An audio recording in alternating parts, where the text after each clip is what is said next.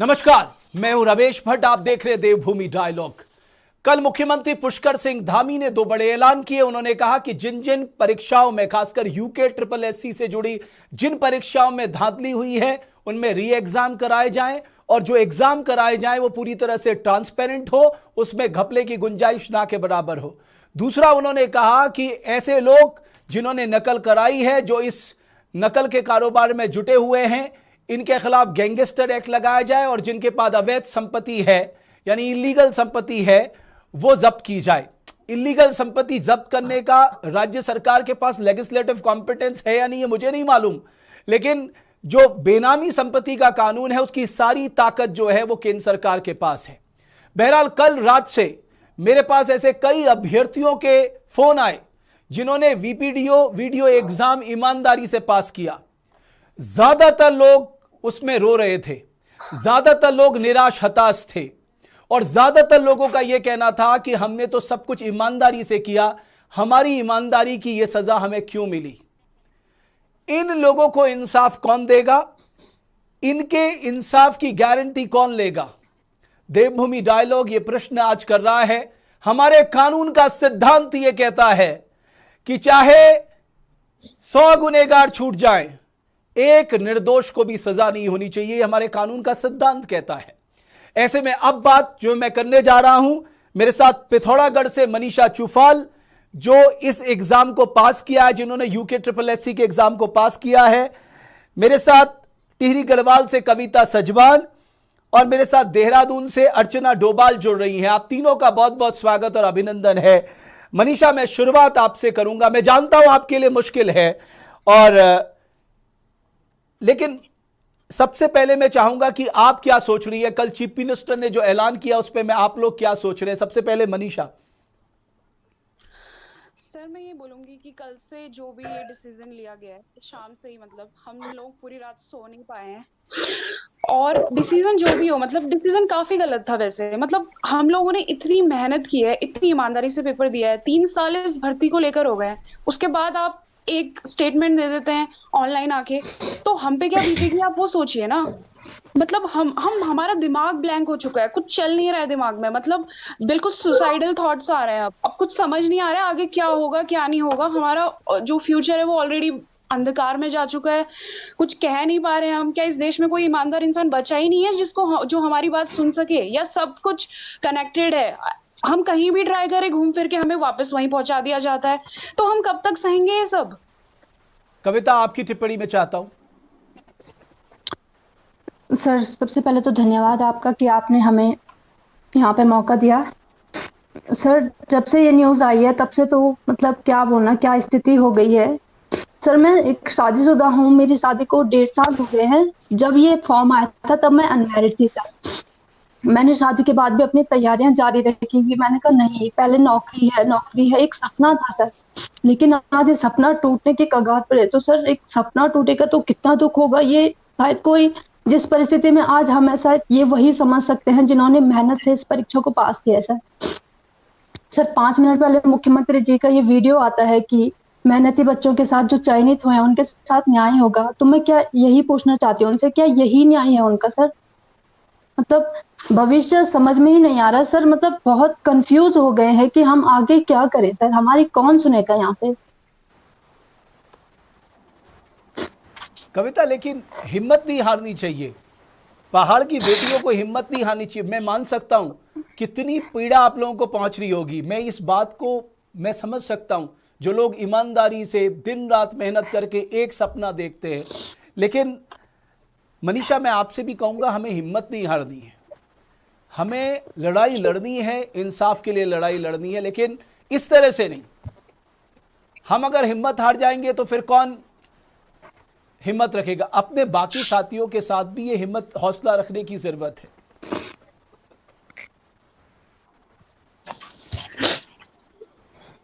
मैं आप सबकी पीड़ा को समझता हूं, ऐसा मत समझना। मैं कल से मेरे मोबाइल फोन में कई लोगों ने अपने मैसेज भेजे, लगभग सब लोग ही हम लोग जानकार हैं, हम सब उत्तराखंडी हैं, लेकिन हिम्मत आप लोगों को रखनी होगी। और मैं तो चाहूंगा, मैं तो हमेशा कहता हूं कि साहब जो लोग मेहनती है उनके साथ गलत नहीं होना चाहिए। मेहनती लोगों के साथ जब गलत होता है तो परमात्मा को भी खराब लगता है, उसे भी लगता है कि जो लोग इंसानियत के नाते इंसाफ के रास्ते में चल रहे हैं, दिन रात मेहनत कर रहे हैं, उनके साथ गलत क्यों हो रहा है। अपनी देखो, मैं तीनों से एक बात कहना चाहूंगा, पहाड़ की बेटियां बहुत हिम्मत की होती हैं, इसलिए उन्हें अपनी हिम्मत नहीं हारनी चाहिए। और मैं मुख्यमंत्री से भी कहूंगा कि ये जल्दबाजी में लेने का फैसला नहीं है, रिविजिट करिए, क्योंकि देवभूमि उत्तराखंड की बेटियों के आंखों में आंसू बिल्कुल भी अच्छे नहीं लगते। और ये इतनी ईमानदार हैं, ये टेलीविजन में आके बोल रही हैं। अगर इन्होंने गलत किया होता, ये इतनी हिम्मत नहीं दिखा पाती कि ये टेलीविजन में आके सबके सामने ये कह सके कि हमने ईमानदारी से अपनी परीक्षा उत्तीर्ण की है। ये इनकी ईमानदारी का सबसे बड़ा सर्टिफिकेट है। और इसलिए मैं चाहता हूं, हमारी बेटियों के आंखों में आंसू अच्छे नहीं लगते, हमारी बेटियों के चेहरे पे मुस्कान अच्छी लगती है। और मुख्यमंत्री जी, ये मुस्कान सिर्फ आप ला सकते हैं। कैसे ला सकते हैं, ये निर्णय आपको लेना है, क्योंकि आप शासन तंत्र के सबसे टॉप पोस्ट में बैठे हैं। इसलिए मैं चाहता हूं आप इनके साथ भी इंसाफ करिए, ताकि इन्होंने जितनी मेहनत की है, रात दिन मेहनत की है, एक सपना पाला है, वो सपना टूटने न पाए। अर्चना डोभाल, मैं आपसे टिप्पणी चाहूंगा। इस समय आप देहरादून में, आपने बताया कितनी मेहनत आपने की थी, जरा बताइए, हमारे उत्तराखंड की जनता को पता भी लगना चाहिए। सर, मेरी तैयारी शुरू हुई थी 2016 से, और सर मैं एक मैरिड हूँ और मेरी शादी को 10 साल से ज्यादा हो चुके हैं सर। और फैमिली भी पहले तो सपोर्ट नहीं करती थी, लेकिन जब से ये रिजल्ट आया था तो फैमिली भी खुश थी सर।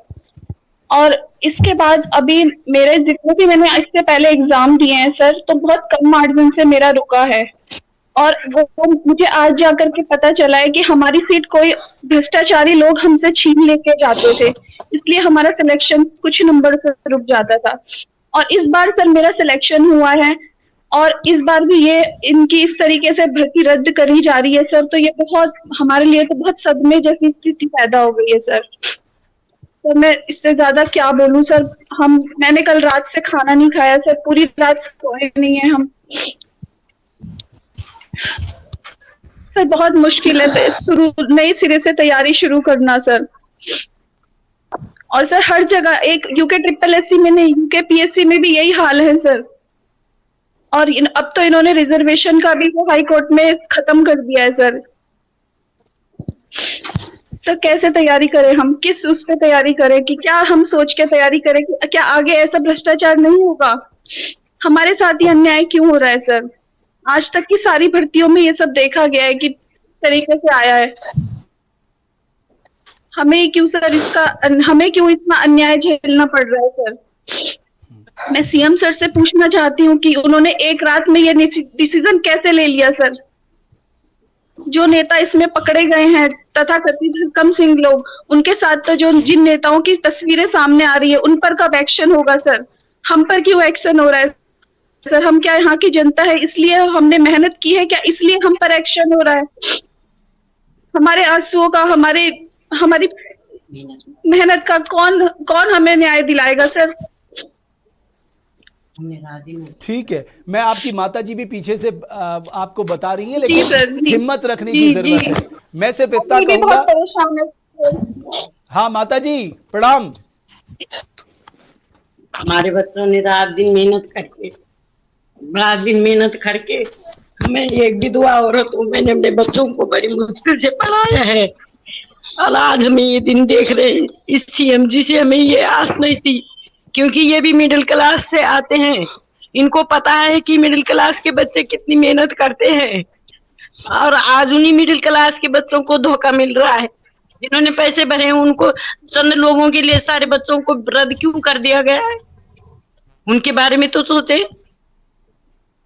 हमने कितनी मेहनत से अपने बच्चों को पढ़ाया, क्या नहीं करा उनके लिए, और आज हमें ये दिन देखने पड़ रहे हैं। हमें तो बहुत आस थी सीएम से। ये चंद बच्चों के खातिर जिन्होंने गलत काम किया उनको दो सजा, इनको क्यों सजा दे रहे हो। जिन्होंने कुछ भी नहीं करा, जो रात दिन 2-2 बजे रात तक पढ़ाई करते थे, उन बच्चों को सजा मिल रही। ये एक पहाड़ी कहावत है कि सूखे के साथ हरा भी जल रहा है। न्याय करना है तो छटनी करो, उनको सजा दो, इनको मत दो। इस एग्जाम को रद्द अगर- मत करो, माताजी, नहीं तो हम आत्मदाह करेंगे। माताजी बहुत मैं बड़ा सबसे- आंदोलन छिड़ जाएगा ये। माताजी एक बात मैं कहना चाहता हूं, कोई भी ये सुइसाइड जी। की बात ना करे। मैं हाथ जोड़ के प्रार्थना करता हूं, हम लोगों को इतना कमजोर नहीं बनना। आप मुख्यमंत्री से कुछ कहना चाहती हैं? आप इस प्लेटफॉर्म में आके बोलिए। जी जी, मैं मुख्यमंत्री जी से ये कहना चाहती हूँ कि न्याय करें, अन्याय न करें। हमें उनसे बहुत उम्मीद है, बहुत उम्मीद रखते हैं हम उनसे। हमारे बच्चों के साथ न्याय करें। इन चंद लोगों के लिए हमारे बच्चों की कुर्बानी न दें, उनकी मेहनत की बलि न चढ़ाएं सीएम साहब। सर हम डायरेक्ट भी बात कराना चाहते हो सीएम साहब से, हम करने को तैयार हैं। मैं तो चाहता हूं वो आ जाएं प्लेटफॉर्म में हमारे, और आप सब लोगों से बात कर ले एक बार।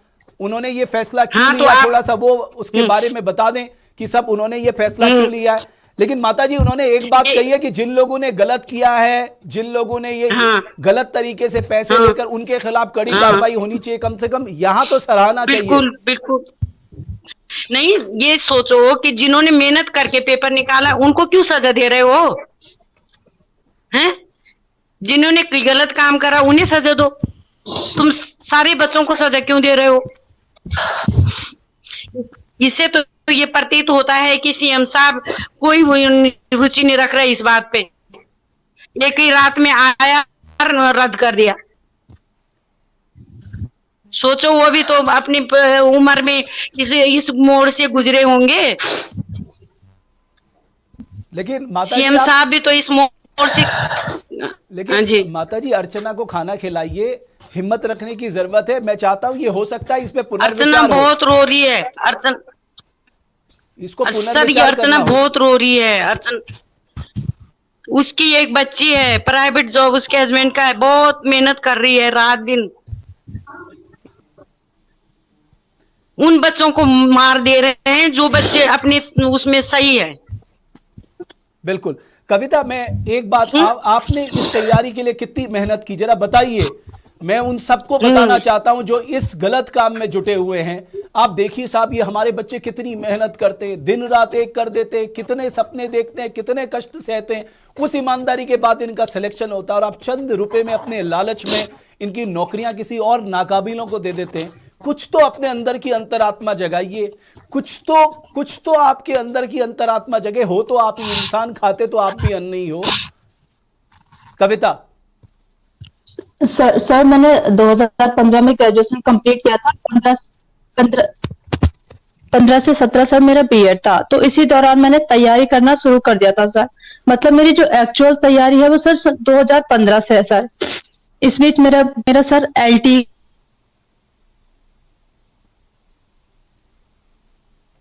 कविता से हमारी कनेक्टिविटी टूटी है। मनीषा, आपने कब से तैयारी की अपने एग्जाम के लिए? मनीषा? हेलो मनीषा, मेरी आवाज आ रही है? हाँ कविता, आप कंटिन्यू करिए। मनीषा का थोड़ा सा अनस्टेबल है। कविता आप बताइए। हाँ जी सर। तो मेरा बीएड भी कंप्लीट है, तो सर इस दौरान मैंने एलटी की तैयारी भी की सर 2 साल से।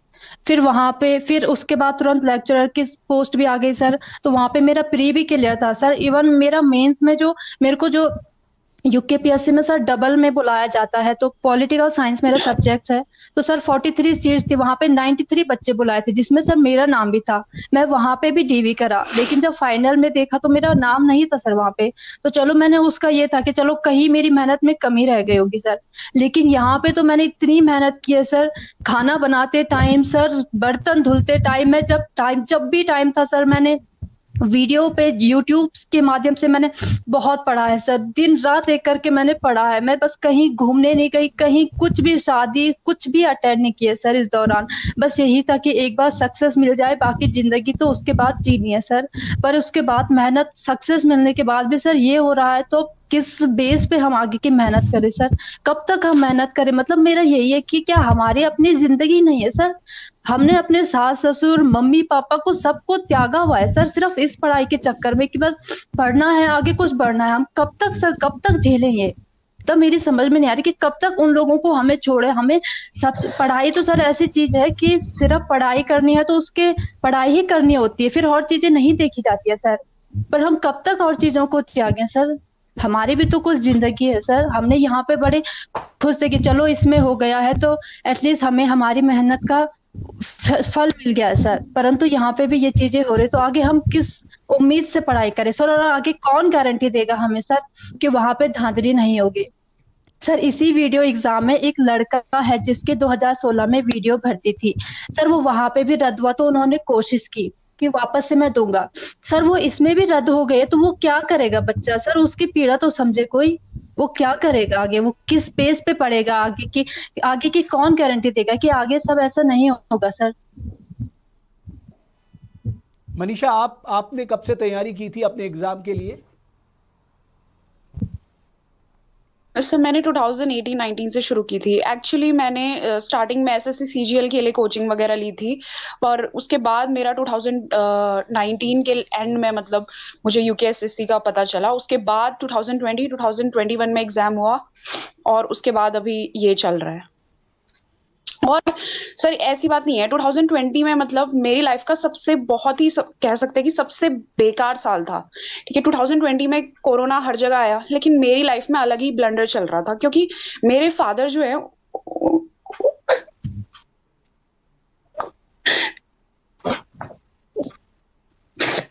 उनको मेजर हेल्थ इश्यूज है बहुत सारी।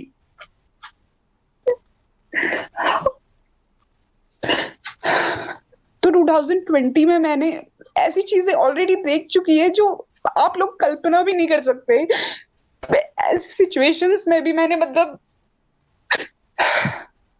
पढ़ाई की है। उसके बाद मतलब रिजल्ट भी ठीक था, मुझे खुशी थी, पर उसके बाद जो हो रहा है कुछ समझ नहीं आ रहा है सर, कुछ भी समझ नहीं आ रहा।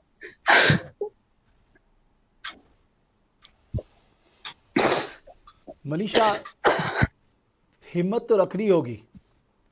और सर हिम्मत खत्म हो चुकी है। अब हम लोग 7 अप्रैल को हमारा रिजल्ट आ चुका था, ये दिसंबर 2021 में हमने एग्जाम दे चुका है। उसके बाद इतने महीनों तक हमारा इतना मेंटल टॉर्चर हो चुका है ऑलरेडी। अब हिम्मत हार रहे हैं हम लोग भी। और ऐसा नहीं है कि पहली बार हम कुछ बोल रहे हैं, हमने अपनी बात हर मीडियम के थ्रू हम बहुत लोगों से मिल चुके हैं ऑलरेडी। सीएम सर को हमने अपनी बात रखी है, पर फिर भी मतलब कैसे निगलेक्ट कर सकते हैं लोग हमारी बातों को? ऐसा लग रहा है सर पूरी दुनिया हमारे अगेंस्ट खड़ी है। अभी कहीं से भी हम ट्राई करते हैं अपनी बात रखने को, तो घुमा फिरा के हम वहीं पहुंच जाते हैं फिर से। लेकिन मनीषा, आज मुझे लगता है कि इंसाफ के पक्ष में पूरा उत्तराखंड खड़ा है। इंसाफ के पक्ष में पूरा उत्तराखंड इसलिए खड़ा है क्योंकि वो जानता है कि आप लोगों ने दिन रात मेहनत की है। और मैं जानता हूं कि कोई भी उत्तराखंडी वो अपनी बेटियों की आंखों में आंसू नहीं देख सकता, वो मुस्कुराते हुए अच्छी लगती हैं। और इन आंसुओं को मैं समझता हूं चीफ मिनिस्टर को रिविजिट करना चाहिए, क्योंकि अगर ईमानदार लोग हैं और हमें थोड़ा मेहनत करनी पड़ेगी, हम उन लोगों को टारगेट करें, उन लोगों को आइडेंटिफाई करें जिन्होंने चोरी की है, जिन्होंने नकल की है, जिन्होंने पेपर पैसे में खरीदा है, तब जाके वो पास हुए हैं। लेकिन जिन लोगों ने दिन रात मेहनत की है, थोड़ा हमें मुश्किल आएगी, लेकिन हमें इस इन्वेस्टिगेशन को इस लेवल तक ले जाना होगा ताकि हम कह सकते हैं कि हमने उन लोगों को इस सिस्टम से बाहर किया जो गलत तरीके से सिस्टम में प्रवेश करने की कोशिश कर रहे थे। आई थिंक ये रास्ता निकालना जरूरी है, बिकॉज एक तबके के साथ अन्याय होना ये कहीं से भी उचित नहीं है। और मैं अर्चना की माता जी को सुन रहा था, वो कितनी दुखी हैं आप सोचिए। ये केवल यही दुखी नहीं है, इनका पूरा परिवार, इनके जितने नाते रिश्तेदार हैं, क्योंकि सब खुश थे जब नतीजे आए थे कि इन लोगों ने मेहनत से एक परीक्षा पास की है। आप सोचिए, एक अदद सरकारी नौकरी के लिए हमारे उत्तराखंडी बच्चे दिन रात मेहनत करते हैं, और चंद लुटेरे, राक्षस, असामाजिक तत्व, जो लोग भी उत्तराखंड में पैसे लेकर गरीब बच्चों के भविष्य से खिलवाड़ कर रहे हैं, अगर हमारे देवताओं में ताकत है उनका सर्वनाश कर देना चाहिए। मैं भगवान से प्रार्थना करता हूं, अगर हम ईमानदारी से काम कर रहे हैं तो उनका साथ देना चाहिए। और ऐसे लोग जो पैसे लेकर हमारे गरीब बच्चों के सपनों को चकनाचूर कर रहे हैं, प्रभु कर दे उनका सर्वनाश। अगर ईश्वर में ताकत है तो ताकत दिखनी भी चाहिए, क्यों क्यों भोली भाली जनता के साथ अन्याय होता है, क्यों इन बेटियों के साथ अन्याय होता है, कौन इनके आंसुओं के लिए जिम्मेदार है? हमारा सिस्टम, उस सिस्टम में बैठे वो लोग, और आप जिन लोगों को उस सिस्टम में डाल चुके हैं, अब तक उस सिस्टम को तबाह करने में तुले हुए हैं। इसलिए मैं बार बार कहता हूं कि कई दोषी छूट जाएं, लेकिन निर्दोषों को सजा नहीं होनी चाहिए। और ये हमारी बेटियां निर्दोष है साहब, इनको सजा नहीं होनी चाहिए। और इनको किस बात की सजा? इनकी सालों की मेहनत की सजा। कोई अपनी मां के पास नहीं है, कोई अपनी सास के पास नहीं है, बच्चों से अलग रह के पढ़ाई कर रहा है सिर्फ एक अपने के साथ, इस बात की सजा? किस बात की सजा? इसलिए देवभूमि डायलॉग हमेशा से मैं कहता हूं, जिन्होंने करप्शन किया है उनके खिलाफ कठोर कार्रवाई हो, चाहे वो नेता हो, चाहे वो कोई भी हो। और जिन्होंने नहीं किया है, जिन लोगों को जो उनकी वजह से मुश्किल में फंस गए हैं, उनको जरूर इंसाफ मिले। अर्चना, मैं एक और बात जानना चाहता हूं, थोड़ा सा अपने परिवार के बारे में बताइए कितनी कठिन परिस्थितियों में आप लोग तैयारी करते हैं, ताकि सब लोगों को सुनना चाहिए। सर मेरे फादर की डेथ बहुत पहले ही हो चुकी है, और उसके बाद मेरी शादी भी 20 साल के समथिंग हो गई थी सर। उसके बाद सर ससुराल में मतलब तैयारी का कोई माहौल बना नहीं मेरे से। उसके बाद मेरी एक बेटी हुई सर, और जब मैंने मतलब अपने साथ के बच्चों को देखा कि सब पढ़ रहे हैं, बन रहे हैं कुछ, तो मुझे भी एक इंस्पिरेशन मिला सर उनसे। और फिर सर मैंने अपनी 2.5 साल की बेटी को छोड़ के तैयारी शुरू करी। मतलब उसे मैंने फिर 3 साल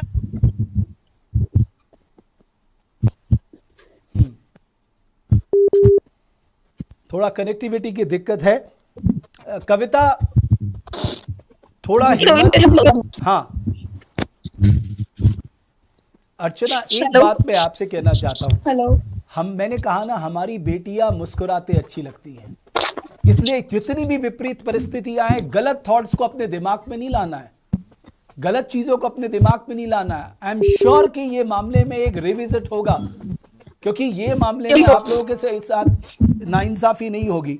इसलिए कविता, हमें हिम्मत से बड़ी, आप लोग, बिकॉज आप भी इस डेमोक्रेसी का पार्ट है, तो आपकी आवाज भी सुनी जाएगी। इसलिए मैं आपसे कह रहा हूं कि हिम्मत के साथ कभी गलत थॉट्स को अपने आसपास ना आने दे। पहले तो मैं सबसे प्रार्थना करता हूं, कल से कई लोगों ने मुझे मैसेज किए हैं कि साहब हमारा सुसाइड करने का मन कर रहा है। अरे जिंदगी है तो हर लड़ाई लड़ी जा सकती है, जीवन है तो सब कुछ हो सकता है, लेकिन गलत थॉट्स कभी भी दूर दूर तक दिमाग में नहीं आने चाहिए। और वैसे भी पहाड़ की नारी तो के हौसले के आगे तो पहाड़ भी सर झुकाता है। तो इसलिए आप लोग गलत थॉट मत लाइए। अभी चीफ मिनिस्टर ने जो फैसला लिया, ऐसा नहीं है कि वो उसको रिविजिट नहीं करेंगे। जाहिर है आप लोगों की बात भी सुनी जाएगी, आप लोगों की आवाज भी सुनी जाएगी, और उन्हें लगेगा कि रिविजिट किया जाना चाहिए, वो रिविजिट करेंगे। वो भी आपके और हमारे बीच में से ही है। तो आप अगर उनसे कुछ कहना चाहती हैं, सबसे पहले कविता आप कह सकती, आप क्या सोचती हैं क्या होना चाहिए था? बिकॉज देखिए, उनके लिए भी सिचुएशन क्या है, एक बड़ा तबका कह रहा है कि साहब बहुत ज्यादा पेपर में धांधली हुई है, न जाने किन किन को पेपर पहुंच गया और वो गलत लोग सिस्टम में चले गए, तो वो हमारे सिस्टम को तबाह कर देंगे। एक तरफ आप लोग भी है जिन्होंने ईमानदारी से, मेहनत से अपना एग्जाम निकाला, तो उनके लिए भी डिसीजन लेना इतना आसान नहीं होगा। जो सत्ता में बैठते हैं उनके लिए भी मुश्किल है, कोई नहीं चाहता आप लोगों के साथ गलत हो। आपको क्या रास्ता सूझता है कविता, आप बताइए। सर पहले तो जब एसटीएफ के लिए जांच दी है, पहले तो बीच में डिसीजन लेना शायद कहीं सही नहीं था। अभी तक फाइनल रिपोर्ट भी नहीं आई है सर, और अभी तक ये भी कंफर्म नहीं हुआ कि व्यापक स्तर पर है कि सीमित स्तर पर है। सर न्यूज़पेपर की कटिंग्स में कभी आ रहा है कि 200-250 से अधिक बच्चे हैं, कभी आ रहा है कि 60 कंफर्म हो गए हैं, तो सब अभी कंफ्यूजन में था सर। और इस बीच में इतना बड़ा निर्णय लेना शायद जल्दबाजी थी सर। हम यही चीज एक्सेप्ट नहीं कर पा रहे कि एटलीस्ट फाइनल रिपोर्ट तो आने देते, उसमें सब क्लियर हो जाता कि कितना व्यापक स्तर पर है या कितना सीमित स्तर पर है। सर अगर देखो व्यापक स्तर पर हुआ है, मतलब पता ही नहीं चल रहा है कि कितने बच्चे हैं, तो सर तब तो 1% चांस था, लेकिन सर अभी कुछ कंफर्म ही नहीं हो पाया है सर। और मैं ये कहना चाह रही हूँ, क्या सर रद्द करना सॉल्यूशन है क्या सर? या रद्द करने से वो बच जाएंगे क्या जिन्होंने भ्रष्टाचार इसमें इतना धांधली की है सर? पीस तो सर हम रहे हैं ना सर। तो मेरा मतलब यही वो था कि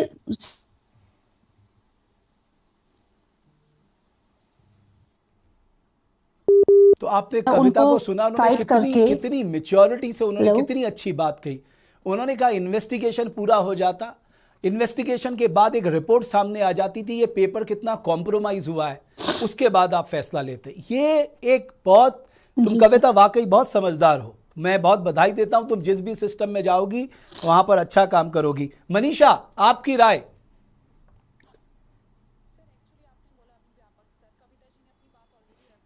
मैं उनसे सहमत हूँ काफी हद तक।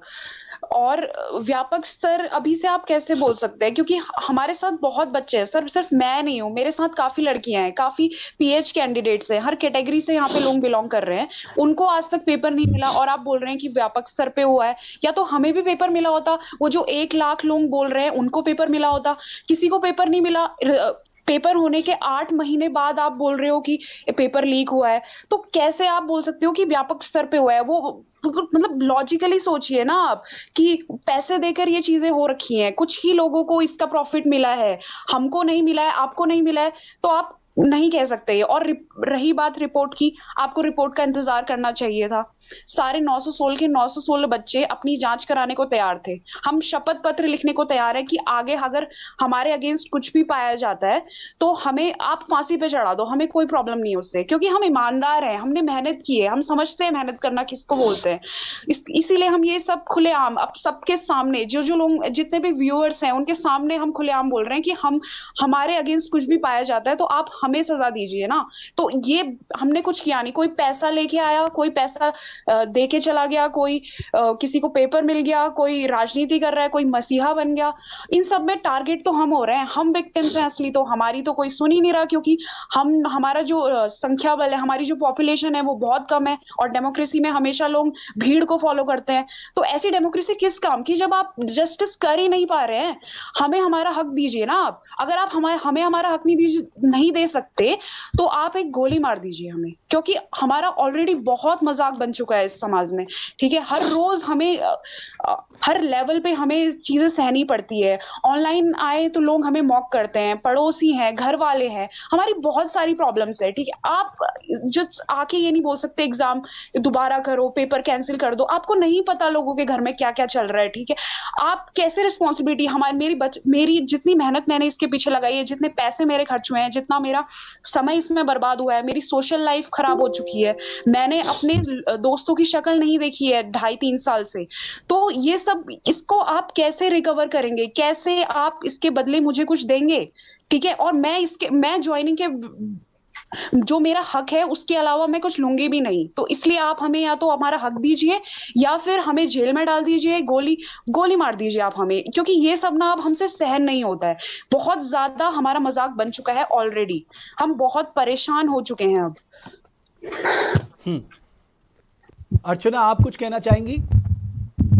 सर मैं ये कहना चाहती हूँ, जैसे कि कविता जी ने कहा है कि बिना जांच के आप अपना डिसीजन कैसे दे रहे हैं सर। मैं सीएम सर से यही कहना चाहूंगी कि एक बार जांच रिपोर्ट आ जाने दीजिए, उसके बाद जो भी होगा वो आगे करेंगे हम उसके लिए भी सर। लेकिन हमने मेहनत की है सर, हमारे साथ अन्याय नहीं होना चाहिए सर, हमें भी न्याय चाहिए सर। हम किससे न्याय की गुहार लगाएंगे?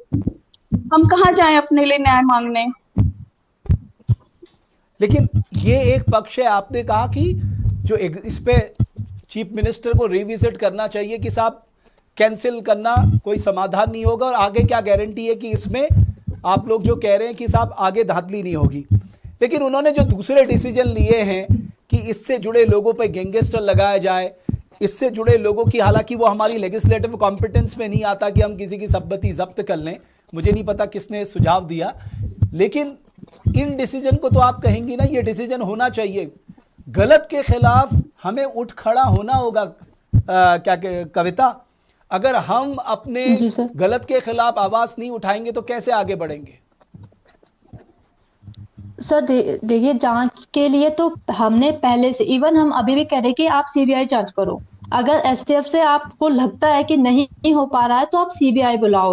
उन लोगों को बाहर करो जिन्होंने इसमें धांधली की, चाहे वो कैंडिडेट्स हो, चाहे वो कोई भी गिरोह हो सर, उनको बाहर किया जाए। ये तो हम क्या, ये सभी चाहते हैं सर। कोई भी नहीं चाहता है कि हमारे बीच वो इंसान हो जो बिल्कुल भ्रष्टाचार में लिप्त हो सर। हम ये बिल्कुल नहीं चाहते हैं। हमारी पहले से ही यही मांग है और अभी भी हमारी मांग है। और सर, वीडियो की जांच क्यों हो रही है? जितनी भी भर्तियां अभी हुई है सर, देखो वीडियो की भर्ती में कह रहे हैं, उसके पहले सचिवालय की भर्ती में कह रहे हैं, तो क्या बीच में जो कनिष्ठ सहायक 746 वाली पोस्ट है, तो क्या सर उसमें नहीं हुई होगी धांधली?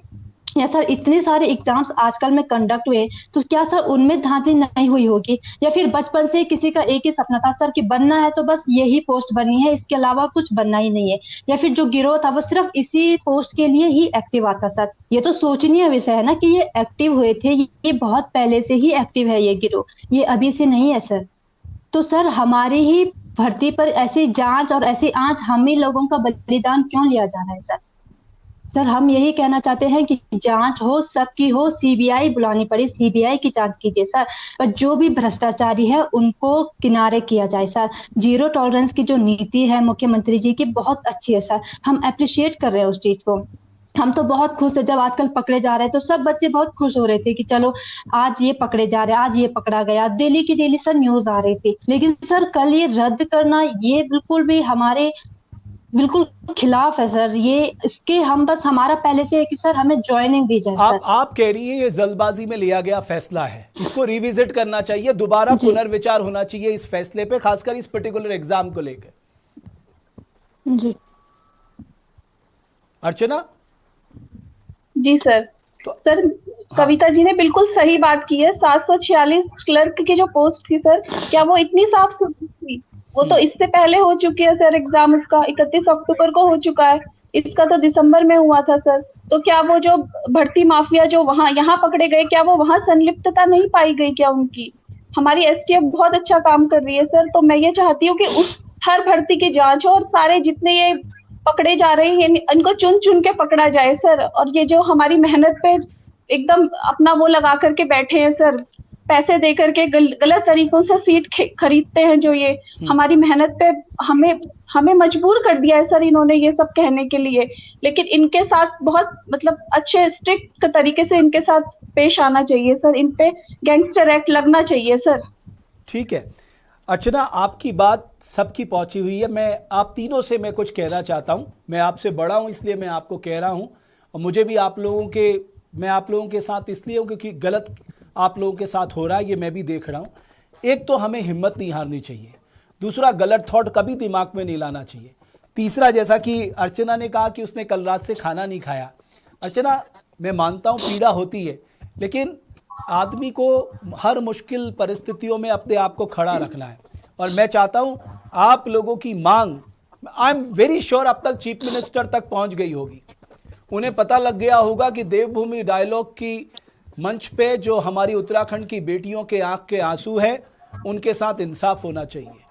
और मैं आपको विश्वास दिलाता हूं, मैं उन सब से भी कहना चाहता हूं, कोई भी व्यक्ति मुझे लगता है हमारी बेटियों की इस बात से असहमति नहीं व्यक्त कर सकता जिन्होंने बहुत मैच्योरिटी के साथ, देखिए ये होता है डिसीजन मेकिंग में कितनी मैच्योरिटी की बात कविता ने कही कि एक बार जांच रिपोर्ट कंप्लीट आ जाए और उस रिपोर्ट के आधार पे हम ये आकलन कर ले कि हमारा पेपर कितना कॉम्प्रोमाइज हुआ है, किस लेवल तक कॉम्प्रोमाइज हुआ है, और उसके बाद हम डिसीजन लें।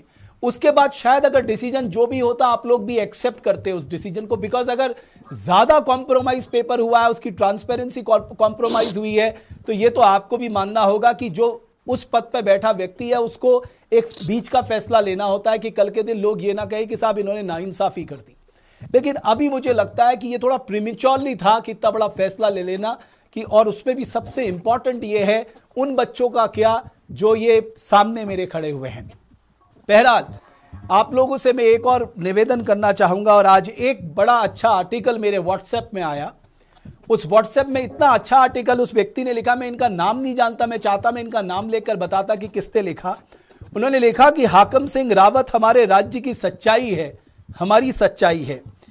वो लिखते हैं कि नेताओं के साथ फोटो होना बेहद सामान्य है, लेकिन सवाल यह है कि आज जिस हाकम सिंह रावत को लेकर दिन भर में हजारों सोशल मीडिया पोस्ट उसे गरियाते हुए लिखी जा रही हैं, उसके साथ दिखने वाला हर शख्स की लालत मलालत की जा रही है, क्या उत्तराखंड को आज ही पता चला कि हाकम सिंह रावत सरकारी नौकरियां दिलवाने की गारंटी था? जी नहीं, राज्य में सरकारी कर्मियों, नेताओं, ठेकेदारों को पता है कि इस राज्य में सरकारी नौकरी दिलवाने का काम कौन कौन करता है। हाकम सिंह रावत का पेपर लीक का कांड खुला तो सब उसे गरिया रहे हैं, लेकिन सच्चाई यह भी है कि इससे पहले जैसे ही सरकारी नौकरियों की विज्ञप्ति जारी होती तो प्रदेश के ज्यादातर सरकारी कर्मचारी, ठेकेदार, नेता हाकम सिंह रावत जैसे लोगों की खोज में निकल पड़ते। आप सुनिए इसको, बहुत अच्छा लिखा है। विधायकों के पास पहुंचते, कहते कि विज्ञप्ति जारी हो गई, कुछ जुगाड़ नहीं हो पा सकता क्या? इस राज्य में नौकरी के विज्ञापन जारी होने से पहले जुगाड़ ढूंढने का काम बहुत पुराना है। हाकम सिंह रावत तो सिर्फ इस नेटवर्क का हिस्सा भर था जो कई सालों से सरकारी नौकरी दिलवाने की गारंटी बना हुआ था। हाँ, यह सब सच है कि वह तब तक सुरक्षित रहा जब तक वह अधिकारियों के नेटवर्क के जरिए 100 में से 10 पदों का जुगाड़ लगवाने के लिए काम करता था। पहली बार उसने अधिकारियों के नेटवर्क से बाहर निकलकर पेपर लीक करवाया, उस पेपर को बेच करोड़ों कमाए तो उसका खेल खुल गया। मैं अपने उत्तराखंड के लोगों से कहना चाहता हूं, सबको सरकारी नौकरियां पसंद होती हैं, लेकिन सरकारी नौकरी लगवाने का शॉर्टकट रास्ता मत अख्तियार कीजिए साहब। आज जो लोग गलत तरीके से सिस्टम में प्रवेश किए हैं, क्या उनको रातों को नींद आ रही होगी? क्या उनको दिन में चैन आ रहा होगा? आप सोचिए वो क्या इस समय मानसिक परिस्थिति से जूझ रहे होंगे, और उसके लिए जिम्मेदार कौन है? वो खुद हैं, क्योंकि उन्होंने शॉर्टकट का तरीका अपनाया। और जो लोग लाखों रुपया पैसा खर्च करके हमारे सिस्टम में बैठे हैं, वो तिल तिल हमारे सिस्टम को भेड़ियों की तरह नोच रहे होंगे, इसकी आप कल्पना भी नहीं कर सकते। और ये जो बेटियां हमारी बैठी हुई हैं, इन्होंने दिन रात मेहनत की, अपना सब कुछ दांव पे लगा दिया, और आज ये रो रही हैं, इनके आंखों में आंसू हैं। क्यों? क्योंकि इन्हें लगता है कि साहब इनके साथ तो इंसाफ हुआ ही नहीं।